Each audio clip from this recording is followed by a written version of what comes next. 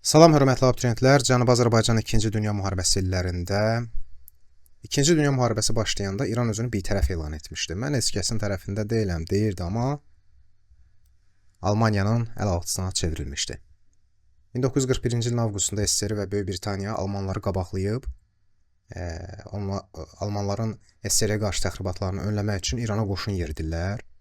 Rıza Şah istefa verir və oğlu Məhəmməd Rıza Şah elan olunur. Bax bu. Cənubi Azərbaycanda demokratik hərəkat alovlanmaqdaydı bu dövrdə və bu hərəkata Seyid Cəfər Pişəvəri başçılıq eləyirdi.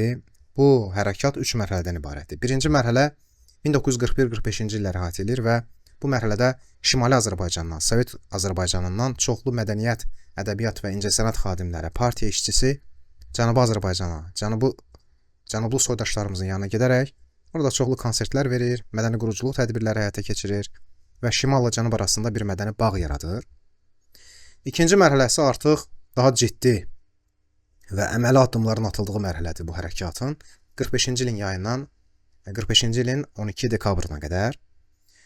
Bu dövrdə artıq İran hökuməti görür ki, bu hərəkat genişlənməkdədir və terror hadisələri və etnik toqquşmalar törətməklə bu hərəkatı zəiflətməyə çalışır.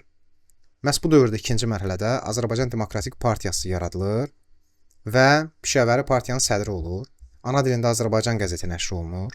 ADP-nin birinci qurultayı keçirilir, nizamnaməsi və rəhbər orqanı seçilir, Pişəvəri Mərkəzi Komitənin sədri olur, yeni hakimiyyət orqanları yaradılır, 45-ci ilin noyabrında Xalq Konqresi çağırılır və 45-ci ilin noyabrın sonlarında Müəssislər Məclisinə seçkilər keçirilir. Artıq 45-ci il dekabrın 12-sində Milli Məclis işə başlayır, milli hökumət yaradılır.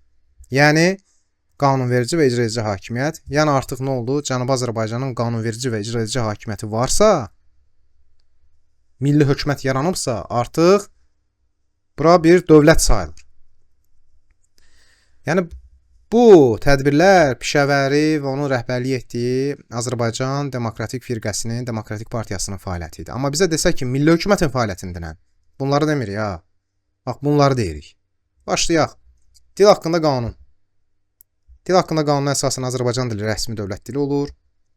Milli azlıqlara öz dilində təhsil almaq hüququ verilir. Bütün yazı, pozu işlər Azərbaycan dilində aparılırdı. Azərbaycan dilində dərsliklər nəşr olunur. Ana dilində qəzet və jurnalların nəşri genişləndirilir. 46-cı ilin fevralında aqrar qanun verilir.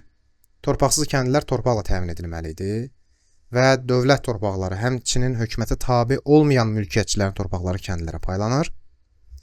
46-nın mayında əmək haqqında qanun verilir.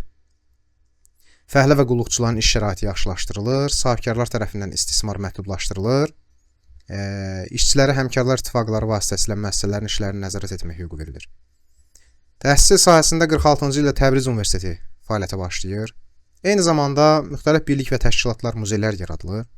Buna baxmayaraq, xarici dövlətlər buna qarşı idi. SSR müdafiə eləsə də, Stalin müdafiə eləsə də Pişəvəri hərəkatını və milli hökuməti, Amerika Birləşmiş Ştatları bunun əleyhinə idi və Truman konkret xəbərdarlıq eləmişdi ki, bax, mən atom atacam, nüvə silahı atacam. Yəni, Sovet qoşunları çıxmalıdır oradan. Sovet qoşunları oradan çıxandan sonra təbii ki, Pişəvəri tək qalır və Qərb dövlətlərinin köməyi ilə İran hökuməti bu hərəkatı yatırır. 1946-cı il dekabrın 12-sində Təbrizə daxil olaraq hərəkatı yatırırlar. Milli hökumətin rəhbər üzvləri edam edilir və ya həbs olunur, sürgün olunur. Bəziləri canını qutara bilir. Bunlardan biri də Seyid Cəfər Pişəvəri idi. O Şimali Azərbaycana keçsə də, sonradan o müəmmalı şəkildə avtomobil qəzasında həyatını itirir. Bu da Cənubi Azərbaycanda milli hərəkat idi. Cənubi Azərbaycan 2-ci Dünya Müharibəsi illərində. Ümid edirəm ki, mövzu sizə aydın oldu. İndi isə vəsaitimizdən mövzunu öyrənək. Hələlik.